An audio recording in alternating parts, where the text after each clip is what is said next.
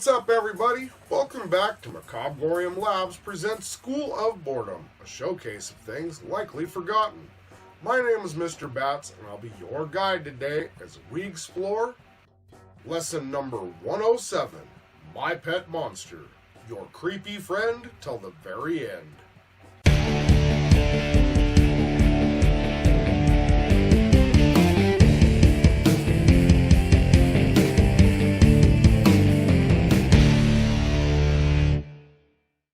In 1985, there were numerous friend-like kid toys, such as Teddy Ruxpin, the Cabbage Patch Kids, and of course, the creepy My Buddy.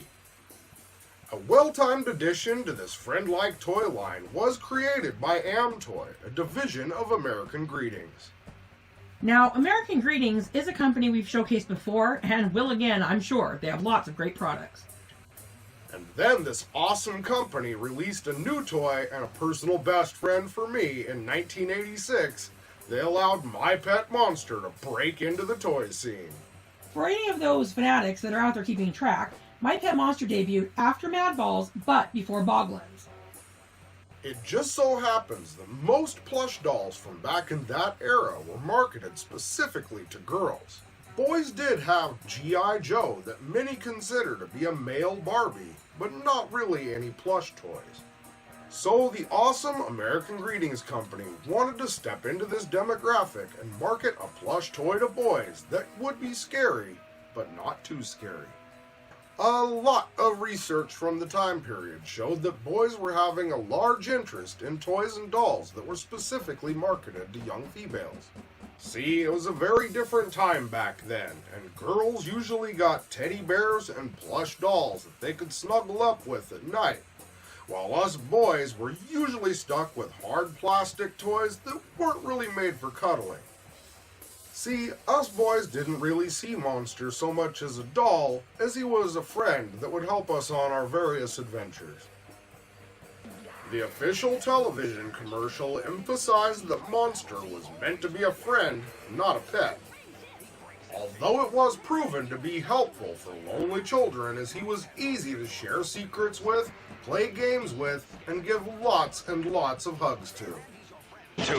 My Pet Monster plays all day. Tough. Awesome. Looking great. And all your friends will want him for their friends, too. My Pet Monster has breakaway chains from Amtoy and American Greetings Company. Monster also served as a physical form of an imaginary friend, as well as a confidant for kids who didn't have one. For those kids lucky enough to get a My Pet Monster, they were considered cool by their peers.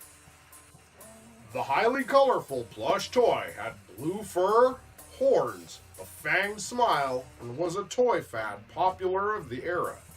My Pet Monster came with orange plastic chained handcuffs. The handcuffs could be broken by My Pet Monster via a breakaway link using his monster strength. Monster's handcuffs were extra awesome, as they could also be worn by children so that they could simulate breaking that chain too. Monster wasn't alone, as there were two monsters released as large plush toys. Their names were My Pet Monster and My Football Monster. My Football Monster was a purple variation with a different nose and 4 teeth that were pointing upward. He also came with the original handcuffs, but also included a t-shirt and football helmet. Now, over the years, there have been several versions of the plush released in various shapes and sizes, each with different attributes.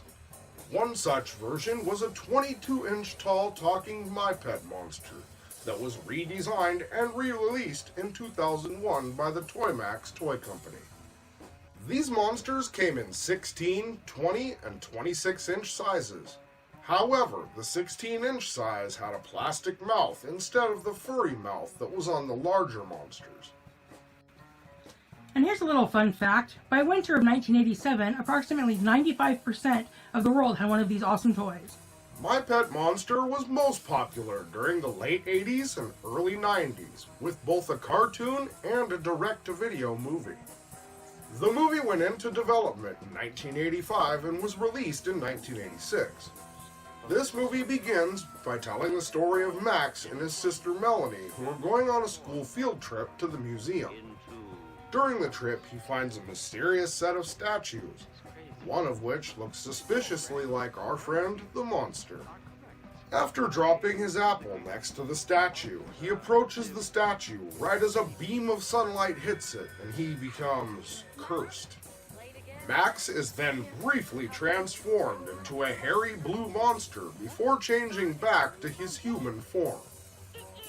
Naturally, Max is very upset about turning into Monster, but Melanie thinks it is awesome. From that point, he would change back into Monster anytime he was hungry. The statues were brought from the Middle East by the movie's villain, Dr. Snyder. Snyder has been attempting to unlock the statue's power for years.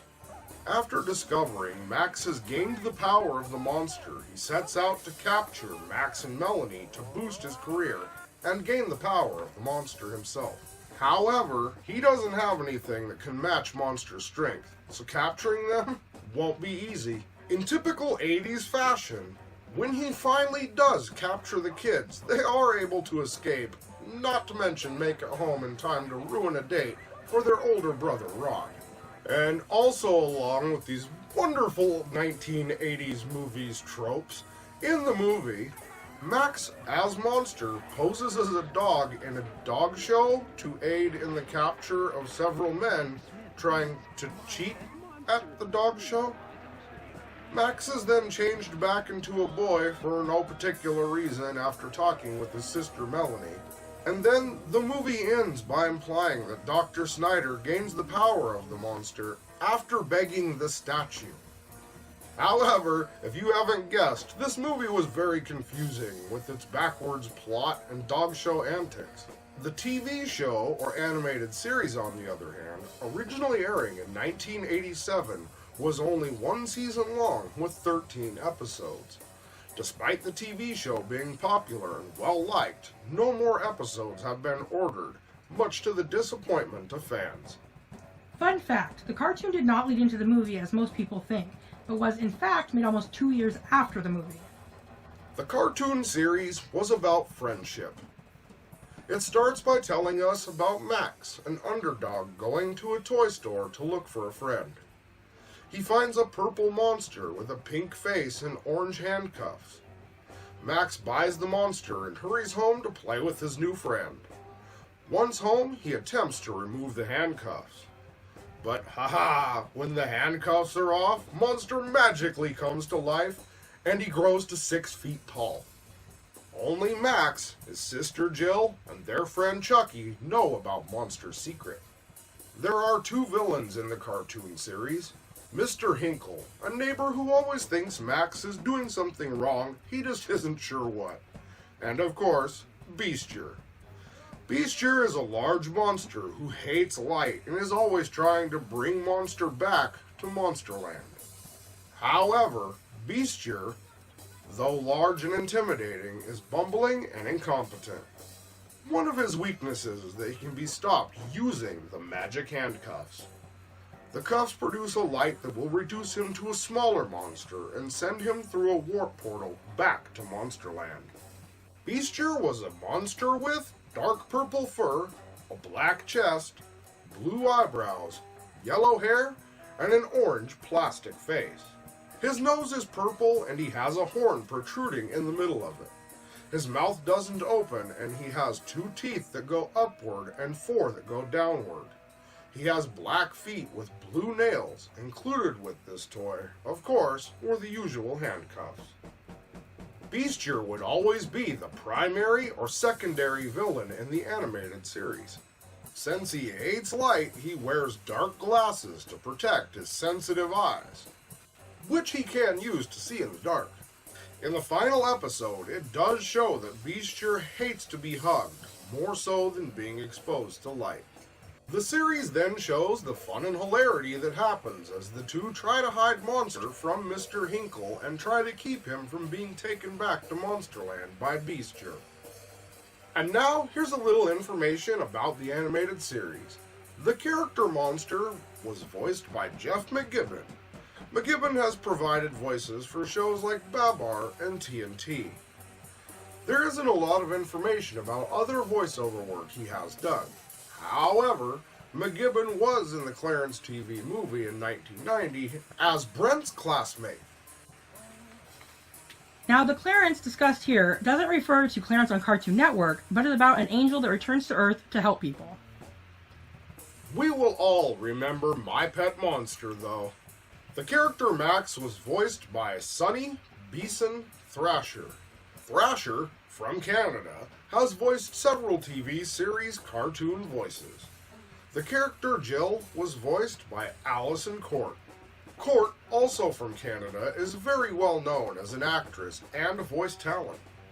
She has provided voices in several TV series such as The Big Comfy Couch from 1992 to 2003, the X-Men animated series that ran from 1992 to 1997, and one of my personal favorites, the Beetlejuice animated series that ran from 1989 to 1991. The character Mr. Hinkle was voiced by Colin Fox. Also Canadian, Fox is a very well-known actor and voice actor. He has lent his talented voice to several TV series also, such as The Legend of Zelda in 1989, and again, one of my personal favorites, Beetlejuice in 1989, and The Matrix in 1993. A man named Dan Hennessy voiced the character Beastier. Hennessy is another known Canadian voice actor. He has appeared in other animated series such as Super Mario World, RoboCop, and Madballs, just to name a few. As you can see, these people often brought their talent together for various animated series. That's right, Mr. Bats. In fact, almost all of the cast appeared in at least one episode of Care Bears. And we are happy to enjoy the fruits of their labors. There were other characters added to the My Pet Monster line. Their names were Gwonk, Wogster, and Rark. All the monsters created are all brightly colored. However, some colors and sizes may vary depending on the model you decided to purchase. Now, not to worry, all of the figures came with the signature Breakaway Monster Cups. In fact, they did. So let's take a look at them now. First up, let's talk about Gwonk. Gwonk has orange fur with purple eyebrows, blue hair, and a red face. He has a tail with a blue furry tip, and his nose is a purple bumpy triangle. He also has a long red tongue and two fangs that descend from his upper lip. His feet are blue with red claws. Next up, let's talk about Wogster.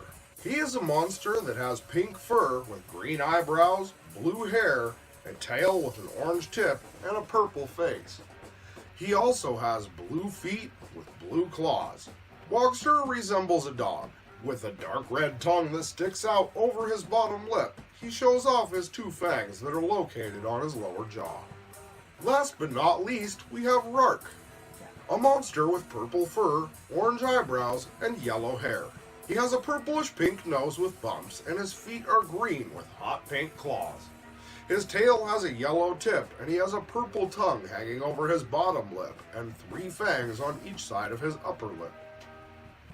As Mr. Bats should have previously mentioned, Gwonk, Wogster, and Rark were released in the form of puppets and not plush toys. The popularity of the series with its memorable characters also spawned a lot of merchandise, including coloring books, stationery, clothing, puzzles, inflatable beach balls, and a load of various other items. To date, My Pet Monster has been released in various shapes and sizes, everything from ones that can hold on to your finger to ones 25 inches tall. Then in the fall of 2013, Saban Brands brought back My Pet Monster with a new mobile app, which you can no longer get. In the My Pet Monsters game, you could have created your own monster and played with it. You could have played with other monsters during mini-games or quests. You could even play with a friend's monster and take pictures with them. The game was designed to give younger kids some form of fun from our childhoods and to teach another generation that monsters are awesome. Then in 2014, Warner Brothers released a pillow that resembles My Pet Monster. It was a rectangle pillow with monster design painted on it. Also, it had soft horns and thin floppy arms and legs attached to it. It is extremely hard to find and would cost you hundreds of dollars if you had enough interest to even try to find it. As of 2018, Hasbro acquired the My Pet Monster license from Saban Brands. Hopefully, if they revive this toy, they do it in a way that all kids will be happy with. Kids of all ages. Like us. Also, as of 2018, you can find My Pet Monster and Friends on eBay, Etsy, and Amazon.com, just to name a few. Some of them can be ridiculously expensive and don't come with the trademark handcuffs. That's very true, Mr. Bats. But just so you know, if you do want to replace the handcuffs, they are extremely expensive and I doubt you could even find them. So if you have even a partial My Pet Monster, I would recommend holding on to it. You'll be happy to hear that my monster broke his cuffs and retired from monstering. He now runs Macabre'Gorium's HR department. Well, that's about all the time we had for this lesson. We hope you enjoyed this in-depth look into the monster craze that taught us that not all monsters were bad. Hopefully in the future, My Pet Monster will find a way to creep back into our lives and help us scare away the monsters under our beds. As always, thank you for joining us. I've been your guide, Mr. Bats, and this has been Macabre'Gorium Labs presents School of Boredom, lesson number 107, My Pet Monster. Your creepy friend till the very end. Join us next time for lesson number 108. You never know what we have in store. And as usual, think for yourselves and keep it creepy.